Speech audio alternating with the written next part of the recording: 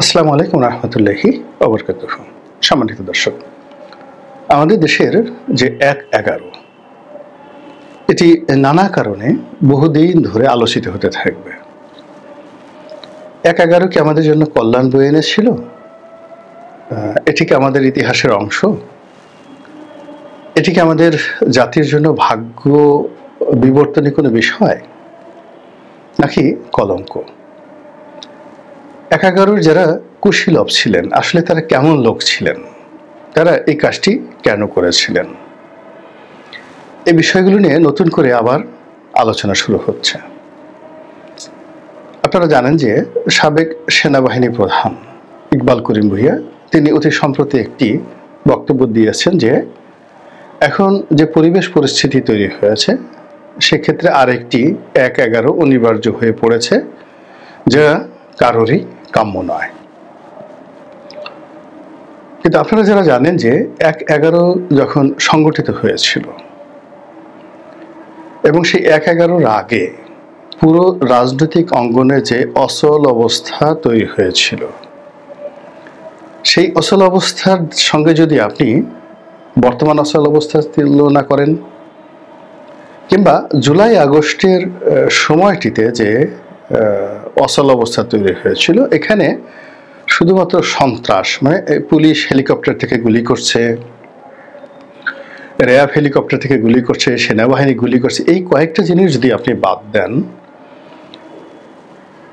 তাহলে রাজনৈতিক যে সহিংসতা, রাজনৈতিক যে অস্থিরতা, মতবিরোধ, সেটা আসলে ১-১১-র আগে যতটা নির্মম, নিষ্ঠুর ছিল, অনিশ্চিত ছিল, তার অর্ধেকটিও কিন্তু জুলাই আগস্টে হয়নি।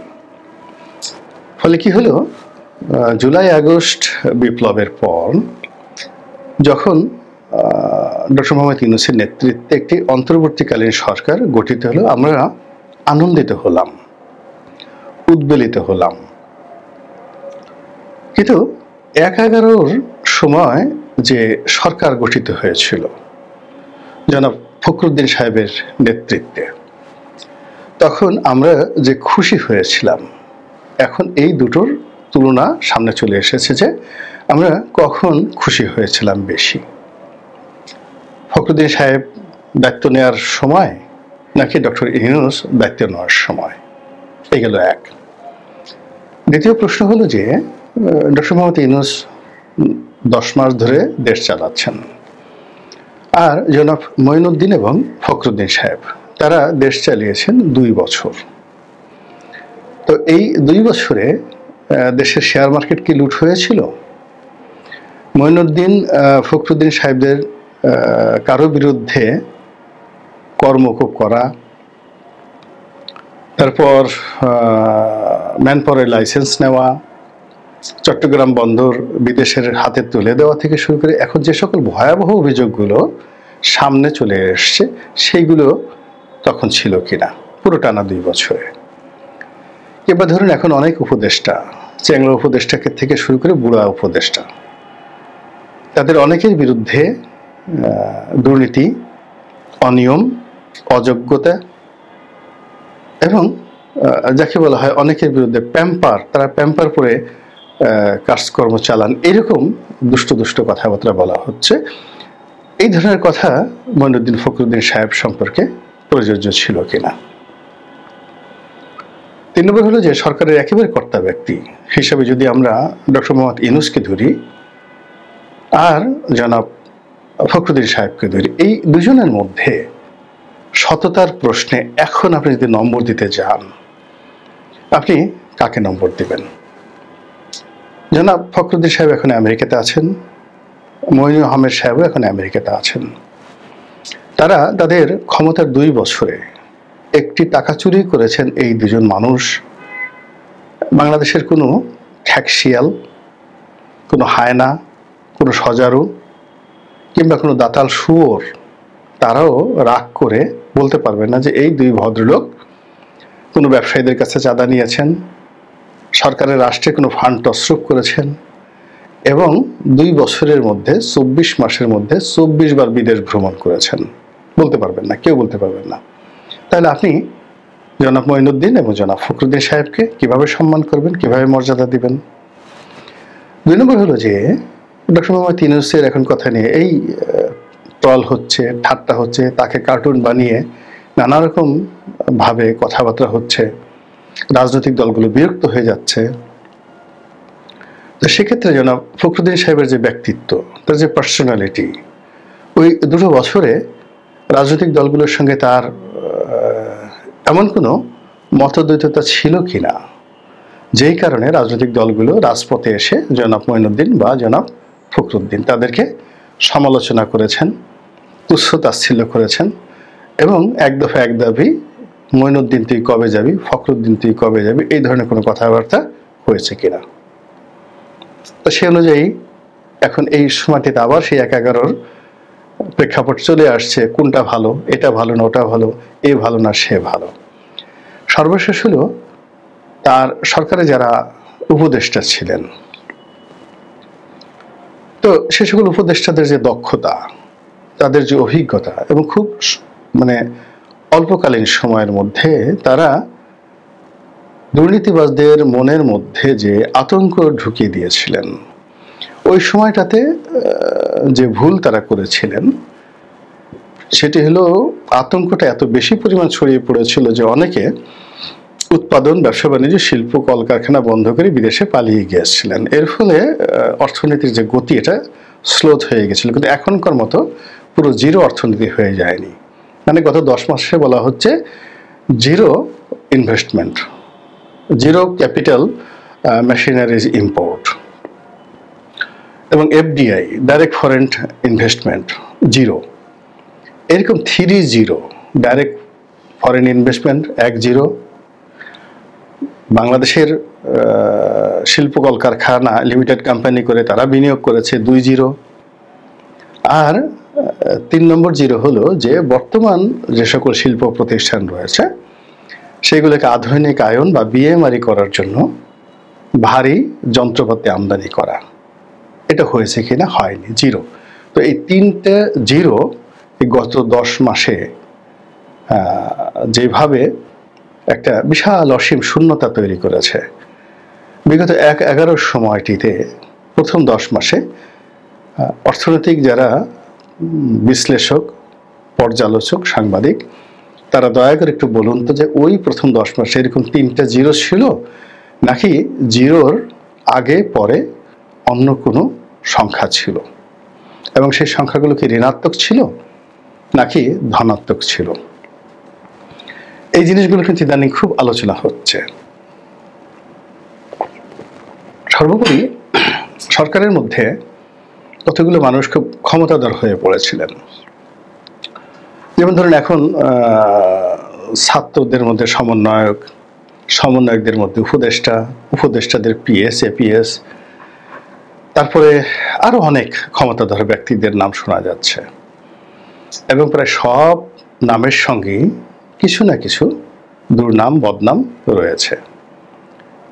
তো সেই দিক থেকে 111-এর সময় যিনি দুর্নীতি দমন কমিশনের চেয়ারম্যান ছিলেন, যিনি সুপ্রিম কোর্টের প্রধান বিচারপতি ছিলেন, যিনি অ্যাটর্নি জেনারেল ছিলেন, যিনি যারা অ্যাপিলেট ডিভিশনের বিচারপতি ছিলেন,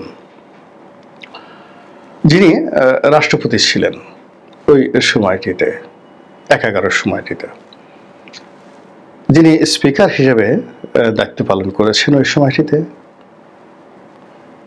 তারা এবং যে সকল মানুষ পরাজিত হয়েছিলেন, বিএনপির মন্ত্রী এবং এমপি যারা ছিলেন, তারা কেমন ছিলেন, তাদের ব্যক্তিত্ব কেমন ছিল, তারা কি বর্তমান জমানার মতো এরকম ছিলেন নাকি এর চেয়ে ভালো ছিলেন, মন্দ ছিলেন, এগুলো নিয়ে কিন্তু ভীষণ রকম আলোচনা করা হচ্ছে। তারপরে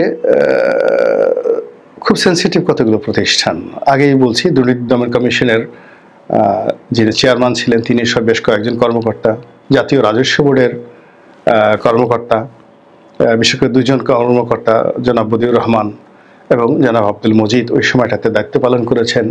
তারা এখন এই সমাজে বুক ফুলিয়ে আইকন হিসেবে ঘুরে বেড়াচ্ছেন। বদিউর রহমানও ঘুরে বেড়াচ্ছেন অ্যাজ আইকন, আর জনাব আব্দুল মজিদ সাহেবও আইকন হিসেবে ঘুরে বেড়াচ্ছেন টিল নাও। তো তাদের অবস্থা কি? এবং ওই সময়টাতে বিএনপির যে রাষ্ট্রপতি ইয়াজউদ্দিন সাহেবও ক্ষমতাতে ছিলেন, বিএনপি রাষ্ট্রপতি, এবং ইয়াজউদ্দিন সাহেবের জন্য অনেক দুর্ঘটনা ঘটেছে। এখন যদি সুপ্পু সাহেব এবং ইয়াজউদ্দিন সাহেব এই দুজনকে কল্পনা করেন, সুপ্পু সাহেবকে মনে হবে ফেরেশতা। এই কারণ হলো ইয়াজউদ্দিন সাহেব ক্ষমতায় কুক্ষিগত করার জন্য, নিজে তত্ত্বাবধায়ক সরকার প্রধান হওয়ার জন্য যে সকল অফেন্স করেছে তার 10 ভাগের 1 ভাগ যদি জনাব শাহাবুদ্দিন চুপ্পু সাহেব করতেন, তাহলে মানুষ এই মুহূর্তে যতটা অধৈর্য হয়ে পড়েছে, বঙ্গভবনের দেয়াল ভেঙে জনাব চুপ্পু সাহেবের প্রতিটি পশম টেনে টেনে ছিঁড়ে ফেলতেন। কিন্তু 111-এর সময় এর সাথে অনেক অনেক বেশি অপকর্ম করার পরেও জনাব ইয়াজউদ্দিনের প্রতি যারা সামরিক কর্তা, যারা রাজনৈতিক দল ছিল, আওয়ামী লীগ যারা ছিল, তারা কিন্তু একটু অসম্মান দেখাননি, বরং ইয়াজউদ্দিন সাহেবকে সম্মান দেখিয়ে তিনি তার দায়িত্ব পালন করেছিলেন, সংসদে বক্তব্য দিয়েছিলেন 9 পার্লামেন্টে, এবং ক্ষমতা হস্তান্তর করে তিনি নতুন রাষ্ট্রপতির কাছে দায়িত্বভার দিয়ে চলে গেছেন। তো এখন জনাব ইকবাল করিম ভূঁইয়া যে 1-11-র ভয় দেখাচ্ছেন, আমরা কি সেই 1-11-র সে এখন খুব ভালো পর্যায়ে আছি না মন্দ পর্যায়ে, সেইগুলো নিয়ে কিন্তু আলাপ আলোচনা হচ্ছে। এবং সর্বোপরি ধরেন এখন কচুক্ষেত নিয়ে, ডিজিএফআই নিয়ে কথাবার্তা হচ্ছে। এবং ওই সময়টিতে ডিজিএফআই এর সবচেয়ে পাওয়ারফুল যিনি ব্যক্তি ছিলেন মিস্টার বারী, ব্রিগেডিয়ার বারী।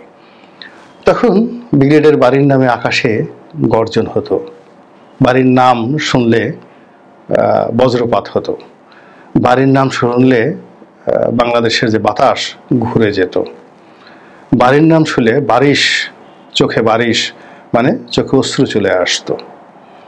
তো সেই বারী কি ঘুষ খেয়েছেন? সেই বারী কি দুর্নীতি করেছেন?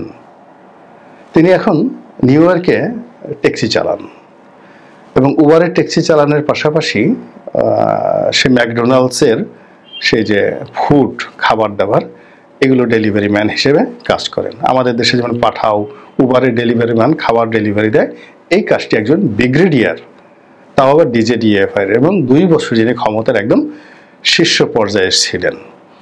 তো এখন একজন এপিএস বা একজন পিওন এই সময়টিতে মাত্র অল্প কয়েক মাসে, 3-4 মাসের মধ্যে যদি তারা 300-350 কোটি টাকা চুরি করতে পারেন, তাহলে ব্রিগেডিয়ার বারীর তো আমেরিকার সবচেয়ে দামি হোটেল, মানে কার্ল রিলস্টন কিংবা ধরুন হোটেল হিলটন বা শাংরিলা, এই ধরনের এক একটা হোটেল কিনতে তার হয়তো 2000 বা 3000 কোটি টাকা লাগতো।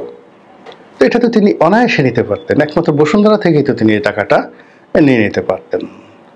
এখন বসুন্ধরা তো আছে, বসুন্ধরা বলুক যে ব্রিগেডিয়ার বারীকে কত টাকা দিয়েছে। হামিম গ্রুপ ওই সময়টাতে মানে 100 জনের যে তালিকা করা হয়েছিল, সেই তালিকার প্রথমে 100, তারপর বোধহয় আরও 100 দুর্নীতিবাজদের তালিকা করা হয়েছিল। তো তারা বলুক যে ব্রিগেডিয়ার বারীকে তারা কত টাকা দিয়েছে, এবং ব্রিগেডিয়ার বারী সেই টাকাগুলো কি প্রশান্ত মহাসাগরে ফেলে দিয়েছে, বাংলাদেশে কোথাও রেখেছে, না হচ্ছে তিনি এখন কেন নিউ ইয়র্কের মতো জায়গাতে ট্যাক্সি ক্যাব চালিয়ে তাকে সংসার চালাতে হচ্ছে। এই সকল বিষয় আলোচনা হচ্ছে। আমরা যারা বিএনপির লোকজন তারা তো 1-11-কে সঙ্গত কারণে ঘৃণা করবে, কারণ হলো 1-11-র মাধ্যমে আমরা ক্ষমতা হারিয়েছি, 1-11-র কারণে 2 নেত্রীকে জেলে যেতে হয়েছে, অনেক রাজনীতিবিদদের জীবনের মানে গুম হারাম হয়ে গেছে, অনেকের পিঠের মেরুদণ্ড ভেঙে গেছে, এটা সত্য। তার সঙ্গে সঙ্গে যদি এখনকার দুর্ভোগ দুর্দশা চিন্তা করেন, এখন যেভাবে রাজনীতিবিদদেরকে অপমান করা হচ্ছে, যেভাবে হাত কড়া পরানো হচ্ছে, যেভাবে লাথি গুঁতো কিল ঘুষি দেওয়া হচ্ছে, যেভাবে মব সৃষ্টি করা হচ্ছে, যেভাবে ঘরের মধ্যে একটি অবশ শিশু থেকে শুরু করে একটি গরু, ছাগল, মুরগি, হাঁস, ভেড়া কেউ অগ্নি সন্ত্রাস থেকে মুক্ত নয়। তো এই পরিবেশ এবং পরিস্থিতির সঙ্গে যদি 1-11-র তুলনা করেন, এবং আপনাদের কাছে যদি মনে হয় যে 1-11 বর্তমান সে ভালো ছিল, তাহলে সেক্ষেত্রে প্রকৃতি কিন্তু খেলে দেবে। ভীষণ রকম খেলে দিবে। আরেকটি 1-11 বা 2-11 অনিবার্য হয়ে পড়বে। আর যদি 1-11 চেয়ে বর্তমান জমানা ভালো হয়, তাহলে অবশ্যই এই সরকার আরও দীর্ঘমেয়াদে কাজ করবে। আমি শুধু ঘটনা বর্ণনা করলাম, আর কোনো কিছু বললাম না। আপনারা সিদ্ধান্ত নিন এবং আপনাদের মনের ইচ্ছা অনুযায়ী এই জমিনের আকাশ বাতাস, চন্দ্র সূর্য গ্রহ তারকার মালিক আল্লাহ রাব্বুল আলামিন আপনাদের মনের ইচ্ছা পূর্ণ করবেন। আসসালামু আলাইকুম ওয়া রাহমাতুল্লাহি ওয়া বারাকাতুহু।